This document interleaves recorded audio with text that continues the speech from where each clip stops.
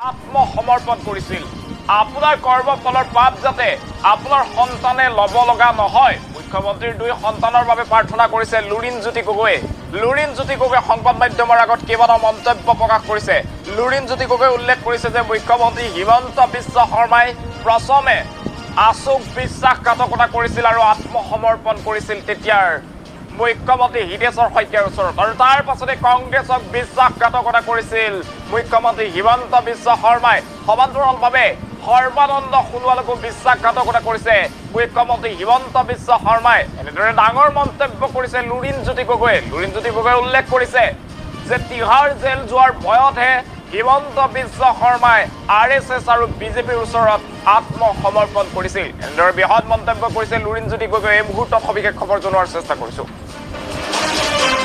মুখ্যমন্ত্ৰীয়ে তিহাৰ জেল যোৱাৰ ভয়ত বিজেপি RSSৰ ওচৰত আত্মসমৰ্পণ কৰিছিল হিমন্ত বিশ্ব শৰ্মাই আশোক বিশ্বাসঘাতকতা কৰিছে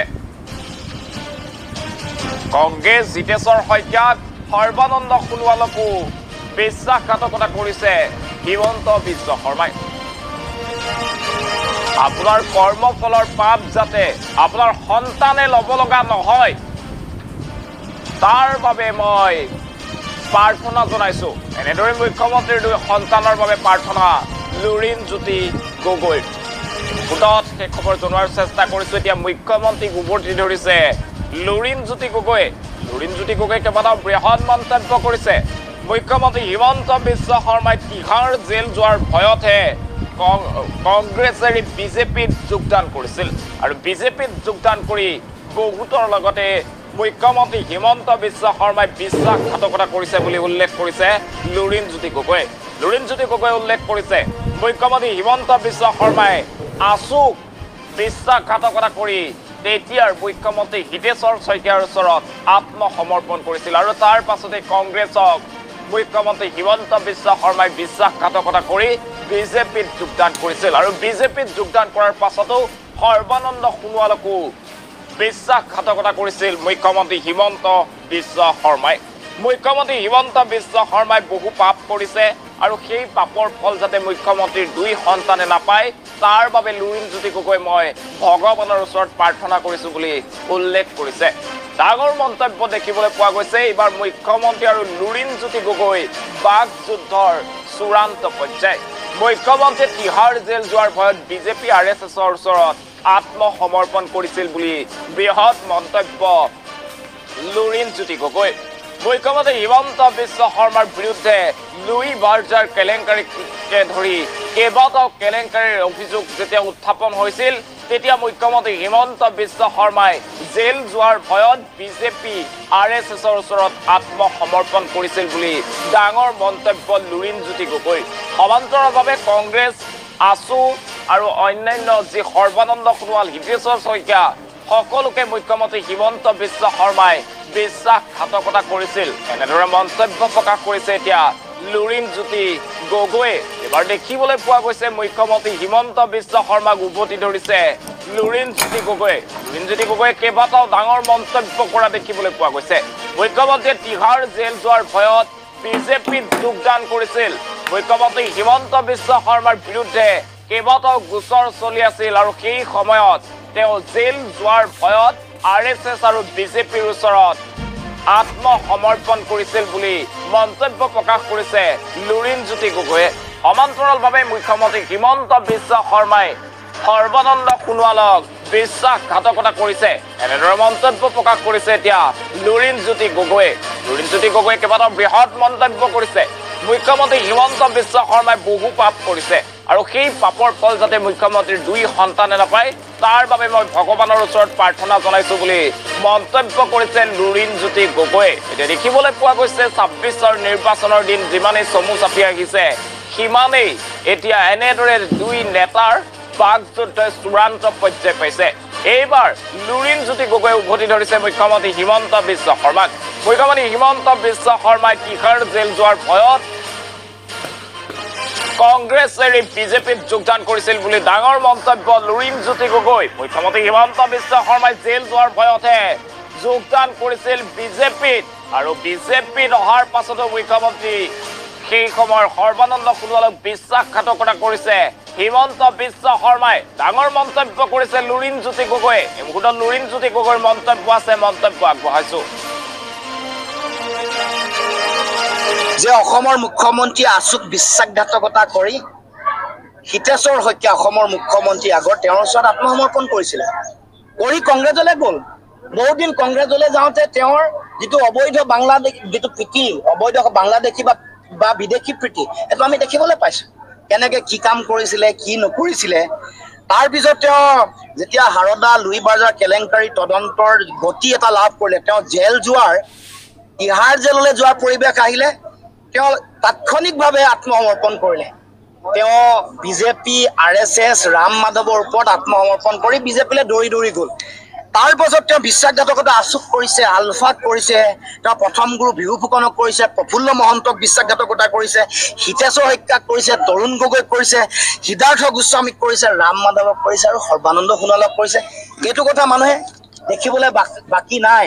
মই ভগৱানৰ ওচৰত প্ৰাৰ্থনা জনাইছোঁ যাতে আপোনাৰ ল'ৰা আৰু ছোৱালী আছে, তেওঁলোকৰ যাতে পাপ নালাগে। আপুনিতো কৰ্মফল কৰিছে, সমগ্ৰ অসমৰ মানুহক আপুনি আপোনাৰ পত্নীক বদনামী কৰিছে। এতিয়া আপোনাৰ পুত্ৰ আৰু কন্যাৰ যাতে পাপৰ ফল নালাগে, তাৰ কাৰণে আপোনাৰ দিনত আপোনাৰ ভাল কামৰ আৰু খতিয়ান দিছোঁ নহয়। আপুনি গৰু চিণ্ডিকেট চলাই আছে, আপুনি চুপাৰী চিণ্ডিকেট চলাই আছে, আপুনি কয়লাৰ চিণ্ডিকেট চলাই আছে, ড্ৰাগছৰ চিণ্ডিকেট বন্ধ কৰিম বুলি মদৰ দোকান বহাইছেতো আপুনি। আপুনি ভাল কাম কৰিছে। চৰিত্ৰ পাঠৰ কিতাপ এখন আপুনি ল'ৰা ছোৱালীবোৰক পঢ়িবলৈ দিছে, এইটো ভাল কাম কৰিছে। কিন্তু আপোনাক সোঁৱৰাই দিছোঁ যে চৰিত্ৰ পাঠখন আপুনিও পঢ়ক, নহ'লেনো আপুনি শিক্ষকসকলক ইমান বেয়াকৈ অপমান কৰেনে? অন কেমেৰা অপমান কৰিছে। অসমৰ জ্যেষ্ঠ ব্যক্তিসকলক আপুনি অপমান কৰে। আপুনি মহাবিদ্যালয়ৰ অধ্যক্ষক, অৱসৰপ্ৰাপ্ত অধ্যক্ষক আপুনি বেয়া ব্যৱহাৰ কৰে। গতিকে আপুনি পঢ়িব লাগিব। আপুনি কিতাপৰ দিন কৰিছে, এইটো ভাল পাইছোঁ, ভাল কাম কৰিছে। কিন্তু আমাৰ বিষ্ণুপ্ৰসাদ ৰাভাদেৱে কি কৈছে, আমাৰ পদ্মনাথ গোহাঁই বৰাই কি কৈছে, বা আমাৰ ভূপেন হাজৰিকাই কি কৈছে, লক্ষ্মীনাথ বেজবৰুৱাই কি কৈছে, তেওঁৰ লিখনিসমূহৰ মাজত থকা যিবোৰ কথা, এইবোৰ পঢ়ি আপুনি সমন্বয়ৰ কথা, সাম্প্ৰদায়িকতাহীন এখন সমাজৰ কথা আপুনি পঢ়ি এইবোৰ অসমৰ মুখ্যমন্ত্ৰীয়ে কেনেকৈ আত্মসমৰ্পণ কৰিছে, সেইটো কথা যদি আপোনালোকে চাই দেখিব, ইতিহাসৰ পৃষ্ঠাৰ লুটিয়াই চালে দেখিব যে অসমৰ মুখ্যমন্ত্ৰীয়ে আচুক বিশ্বাসঘাতকতা কৰি হিতেশ্বৰ শইকীয়া অসমৰ মুখ্যমন্ত্ৰী আগৰ তেওঁৰ ওচৰত আত্মসমৰ্পণ কৰিছিলে, কৰি কংগ্ৰেছলৈ গ'ল। বহুদিন কংগ্ৰেছলৈ যাওঁতে তেওঁৰ যিটো অবৈধ বাংলাদেশ যিটো প্ৰীতি, অবৈধ বাংলাদেশী বা বিদেশী প্ৰীতি, এইটো আমি দেখিবলৈ পাইছোঁ। কেনেকৈ কি কাম কৰিছিলে, কি নকৰিছিলে। তাৰপিছত তেওঁ যেতিয়া হাৰদা লুই বাজাৰ কেলেংকাৰী তদন্তৰ গতি এটা লাভ কৰিলে, তেওঁ জেল যোৱাৰ, তিহাৰ জেললৈ যোৱাৰ পৰিৱেশ আহিলে, তেওঁ তাৎক্ষণিকভাৱে আত্মসমৰ্পণ কৰিলে। তেওঁ বিজেপি RSS ৰাম মাধৱৰ ওপৰত আত্মসমৰ্পণ কৰি বিজেপিলৈ দৌৰি দৌৰি গ'ল। তাৰ পাছত তেওঁ বিশ্বাসঘাতকতা আচুক কৰিছে, আলফাক কৰিছে, তেওঁ প্ৰথম গুৰু বিহু ফুকনক কৰিছে, প্ৰফুল্ল মহন্তক বিশ্বাসঘাতকতা কৰিছে, হিতেশ্বৰ শইকীয়াক কৰিছে, তৰুণ গগৈক কৰিছে, সিদ্ধাৰ্থ গোস্বামীক কৰিছে, ৰাম মাধৱক কৰিছে আৰু সৰ্বানন্দ সোণোৱালক কৰিছে। এইটো কথা মানুহে দেখিবলৈ বাকী নাই। মই ভগৱানৰ ওচৰত প্ৰাৰ্থনা জনাইছোঁ যাতে আপোনাৰ ল'ৰা আৰু ছোৱালী আছে, তেওঁলোকৰ যাতে পাপ নালাগে। আপুনিতো কৰ্মফল কৰিছে, সমগ্ৰ অসমৰ মানুহক আপুনি আপোনাৰ পত্নীক বদনামী কৰিছে। এতিয়া আপোনাৰ পুত্ৰ আৰু কন্যাৰ যাতে পাপৰ ফল নালাগে, তাৰ কাৰণে আপোনাৰ দিনত আপোনাৰ ভাল কামৰ আৰু খতিয়ান দিছোঁ নহয়। আপুনি গৰু চিণ্ডিকেট চলাই আছে, আপুনি চুপাৰী চিণ্ডিকেট চলাই আছে, আপুনি কয়লাৰ চিণ্ডিকেট চলাই আছে, ড্ৰাগছৰ চিণ্ডিকেট বন্ধ কৰিম বুলি মদৰ দোকান বহাইছেতো আপুনি। আপুনি ভাল কাম কৰিছে। চৰিত্ৰ পাঠৰ কিতাপ এখন আপুনি ল'ৰা ছোৱালীবোৰক পঢ়িবলৈ দিছে, এইটো ভাল কাম কৰিছে। কিন্তু আপোনাক সোঁৱৰাই দিছোঁ যে চৰিত্ৰ পাঠখন আপুনিও পঢ়ক, নহ'লেনো আপুনি শিক্ষকসকলক ইমান বেয়াকৈ অপমান কৰেনে? অন কেমেৰা অপমান কৰিছে। অসমৰ জ্যেষ্ঠ ব্যক্তিসকলক আপুনি অপমান কৰে। আপুনি মহাবিদ্যালয়ৰ অধ্যক্ষক, অৱসৰপ্ৰাপ্ত অধ্যক্ষক আপুনি বেয়া ব্যৱহাৰ কৰে। গতিকে আপুনি পঢ়িব লাগিব। আপুনি কিতাপৰ দিন কৰিছে, এইটো ভাল পাইছোঁ, ভাল কাম কৰিছে।